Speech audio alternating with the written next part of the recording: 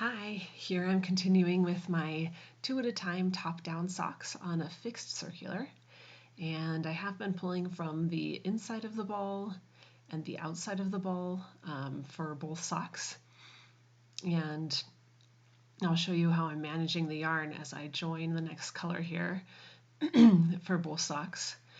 So I'm just going to make sure that I'm pulling from the inside of the ball for the same sock. So on the first sock I'm going to pull from the inside, the second sock I'll pull from the outside for both colors. Alright, so getting started here, I can put a little tension on the new color with my right hand and then just get started. Knitting the first half of the first sock, so finishing up that first half of the first sock, and then I'm going to switch. Now I have to do the first half of the second sock. Again, I was pulling from the inside for the last sock, but for the second sock I'm pulling from the outside of the ball with that main color. It's already attached.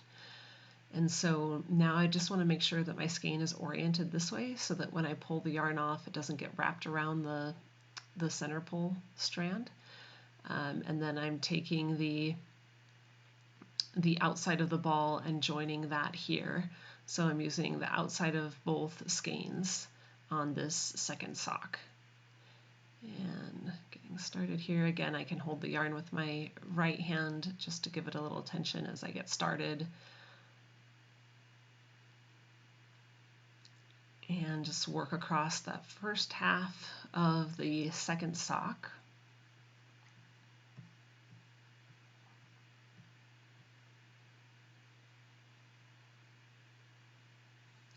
And then as I finish up here, finishing up that first half of the second sock,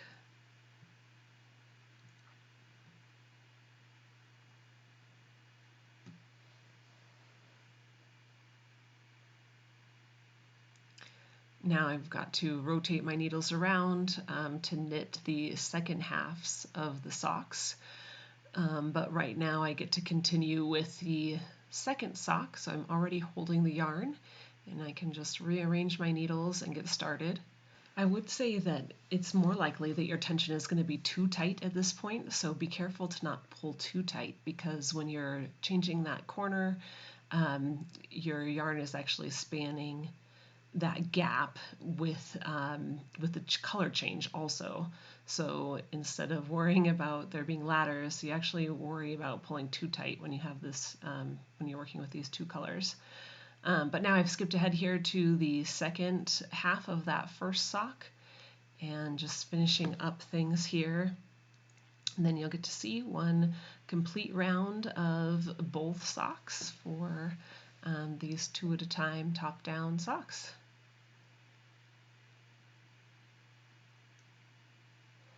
Alright, so let's pull my needles around, and now you can just see that I've got the color joined.